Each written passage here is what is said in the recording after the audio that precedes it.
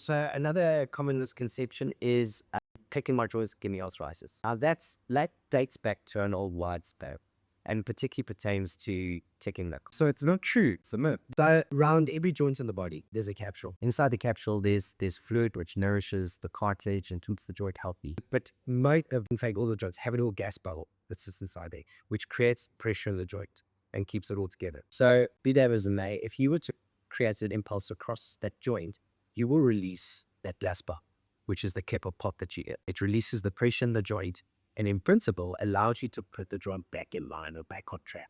It releases enough pressure for you to do that. So it's a good thing. So it is a good thing, particularly if that joint is restricted or it doesn't have its full range of movement. The science shows us that it takes about 20 minutes for that gas bubble to reform again. So as it dissipates, it splinters into millions of tiny bubbles. You get that cavitation or that kick or pop that you get, and then it comes back together. It takes 20 minutes to do that. In that time, it reinstates the pressure back into the joint. So the principle behind the manipulation is you get the cavitation, splintering all those bubbles.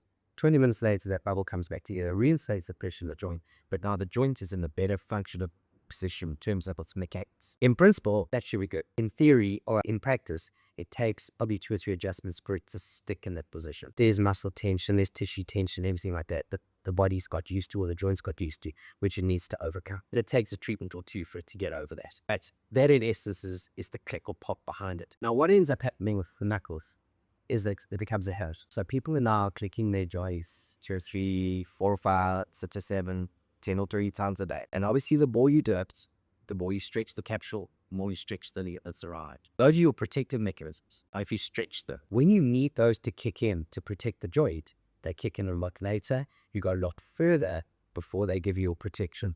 And the likelihood is you deem it a damaged surface of the joint.